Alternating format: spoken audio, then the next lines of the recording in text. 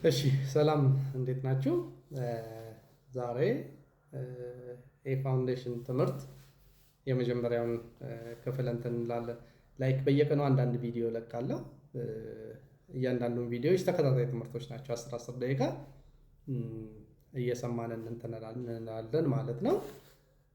የመጀመሪያው እንትናችን ድነት ምንድን ነው የሚል ርዕስ ነው የምንነጋገረው።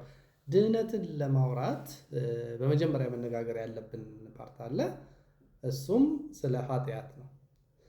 ኃጢአትን በደንብ አንደርስታንድ ያላደረገ ሰው ስለ ድህነት ቢያወራ ያን ያህል እንትን የሚሰጠው አይሆንም። ስለዚህ ኃጢአት ምንድን ነው ከምትል እንጀምራለን።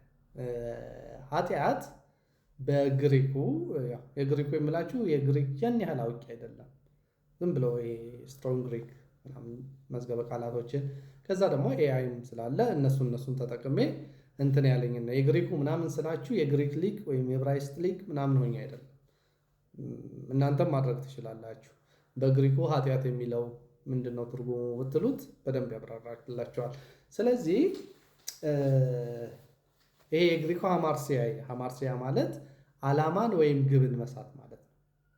ኃጢአት ማለት በአጭሩ ሲተረጎም ኃጢአት ወይም ዓላማን ወይም ግብን መሳት ማለት ነው።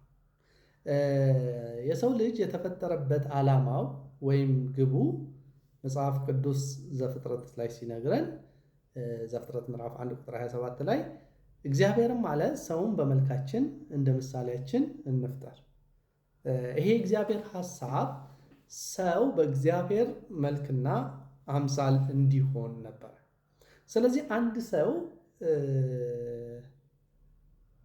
ኃጢአትን ዲፋይን ሲያደርግ ኃጢአት የሚለው መታየት ያለበት ከእግዚአብሔር ጋር ካለ ግንኙነት አንጻር ነው። ስለዚህ ኃጢአት ማለት ምን ማለት ነው? ዓላማን ወይም ግብን ምን ማለት ነው? መሳት ማለት ነው። ስለዚህ እችን መሰረታዊ ዴፊኒሽን ከያዝን፣ እችን መሰረታዊ ትርጉም ከያዝን የሰው ልጅ የሰራው ኃጢአት ምንድን ነው የሚል እንትን ነው። የመጀመሪያው የሰው ልጅ የሰራው ኃጢአት እግዚአብሔር ላይ ፌዝ ማጣት ነው፣ ወይም ደግሞ ዲፔንደንት መሆን አለመቻል ነው። ሁለተኛው የሰራው የሰው ልጅ ኃጢአት ምንድን ነው? አለመታዘዝ ነው፣ ወይም ደግሞ ሰብሚሽንን ሉዝ ማድረግ ነው። የእግዚአብሔር ዓላማ ምንድን ነው? ሙሉ በሙሉ እንድናምነው መታመናችንን ደግሞ ወይም ደግሞ ይህንን እምነታችንን በሰብሚሽን በመታዘዝ እንድናሳየ ነው። ለዚህም ነው ጳውሎስ ሮሜ ምዕራፍ 6 ላይ ስለ ኃጢአት ሲነግረን በአንድ ሰው አለመታዘዝ ምክንያት ኃጢአት ወደ ምድር ምን አደረገ ይለናል? ገባ ይለናል።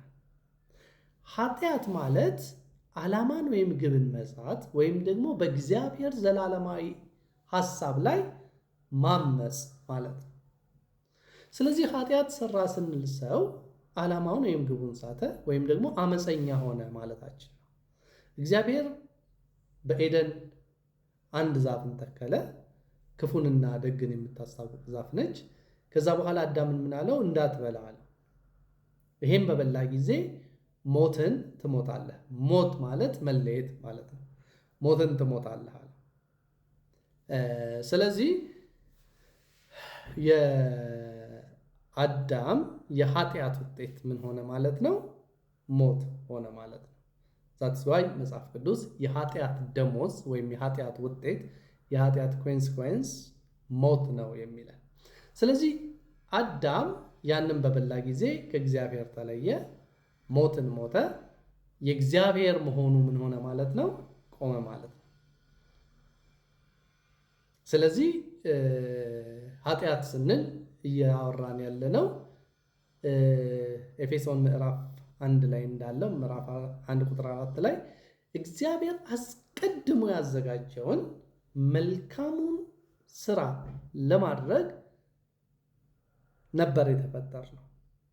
ወይም ደግሞ በመዝሙረኛው ዳዊት አገላለጽ የሰው ልጅ የተፈጠረው እንደ እግዚአብሔር እንዲሆን ነበር፣ የከበረ እንዲሆን ነበር። ግን የሰው ልጅ ምን ሆነ? እንደሚጠፋ እንስሳ ሆነ። ስለዚህ ስለ ኃጢአት ስናወራ እያወራን ያለነው ስለምንድን ነው ማለት ነው? ስለ አመፅ ነው። ወይም ደግሞ ዓላማን ስለመሳት፣ ግብን ስለመሳት የእግዚአብሔር ሆነን ተፈጥረን ሳለ እንደ እግዚአብሔር ፈቃድ እንደ እግዚአብሔር ዓላማ አለመኖርን ነው። ስለዚህ በኤደን ገነት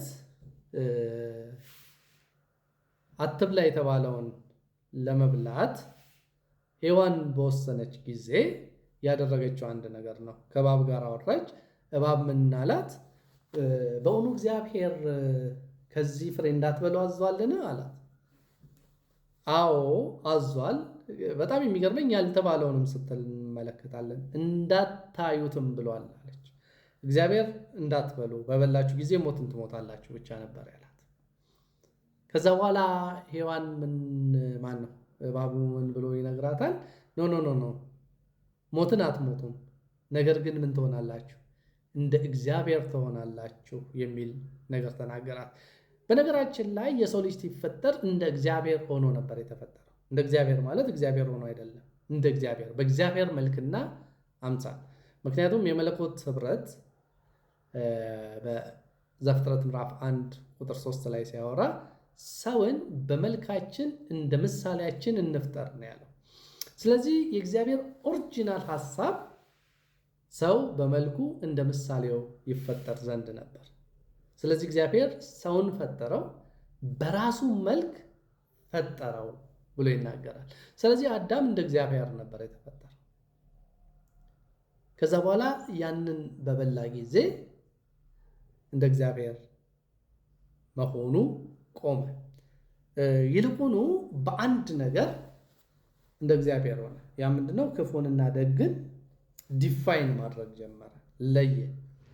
ለራሱ በራሱ ከራሱ መኖር ጀመረ። እዚች ጋር በደንብ አስምሩበት። ይሄ ማለት ምን ማለት መሰላችሁ? አዳም ክፉን ያውቃል፣ አዳም መልካምን ያውቃል። ስለዚህ ለሰይጣን አንድ ሪሞት ኮንትሮል ሰራለት። ያ ሪሞት ኮንትሮል ምንድነው? መጣብህና መጣልህ የሚል ሪሞት ኮንትሮል ነው። አዳም አሁን አዳም ስንል የሁላችንም የሰው ዘርን ሰይጣን ኦፕሬት የሚያደርገው ምንድነው? በመጣልህና በመጣልህ ነው። ፍርሃት ይለቅብናል።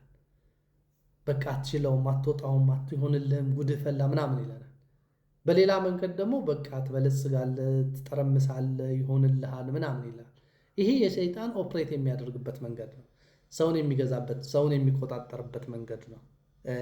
ስለዚህ እችን ሪሞት ኮንትሮል ለሰይጣን ሰጠ ነው እና በምድር ላይ የተፈጠሩትን ሁሉ በኃጢአት ምክንያት ሰይጣን በዚች ሪሞት ኮንትሮል ማድረግ ጀመረ። መጣብህና መጣልህ። ሰው በራሱ ዓለም መኖር ጀመረ፣ ለራሱ ዓለም መኖር ጀመረ፣ ከራሱ መኖር ጀመረ። ላይፍ ኦፍ ሰልፍ ተጀመረ ማለት ነው። በኤደን ገነት ግን እግዚአብሔር እንዲኖር የፈለገው ምንድነው? 100% የሰሚሽን እና የፌዝ ኑሮ ነው። በእግዚአብሔር ላይ የተደገፈ እግዚአብሔርን የሚያምን እግዚአብሔር ላይ ሙሉ በሙሉ የሚተማመን እንትን ነበረ። ስለዚህ የእግዚአብሔር መልክ ተበላሸ። ሔዋን በተግባሯ ምን ብላ መሰከረች? እግዚአብሔር እኮ ለእኔ አያስብልኝም፣ እግዚአብሔር አይወደኝም፣ እግዚአብሔር እንደሱ እንደሆነ አይፈልግም ብላ አሰበች። ስለዚህ ከእግዚአብሔር ተቃራኒ ሆነች፣ እግዚአብሔር ላይ አመፀች። ይህንን ፍሬ ወስዳ ለማን ሰጠችው? ለባሏ ለአዳም ሰጠችው። ባሏ አዳምም ይህንን ፍሬ ምን አደረገ? ወስዶ በላ። ስለዚህ በእግዚአብሔር ላይ ምን አደረገ ማለት ነው? አመፀ። ዓላማውን ወይም ግቡን ሳተ። ስለዚህ አሁን ኃጢአት ስንል የምናወራው ስለ ኃጢአት ፍሬ ወይም ደግሞ ስለ እርኩሰቶች አይደለም። ሰውን ስለሚያረክሱ የተሳሳቱ ስራዎች ሳይሆን ኃጢአት ስንል የምናወራው ስለ ግንዱ ነው፣ ስለ ዛፉ አመፅን የምናወራው ወይም ዓላማን ወይም ግብን መሳት ነው። እግዚአብሔርን እናመሰግናለን። ነገ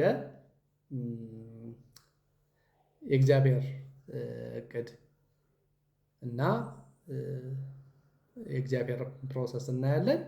እግዚአብሔር ይባርካችሁ። ነገ ጠዋት እንገናኝ።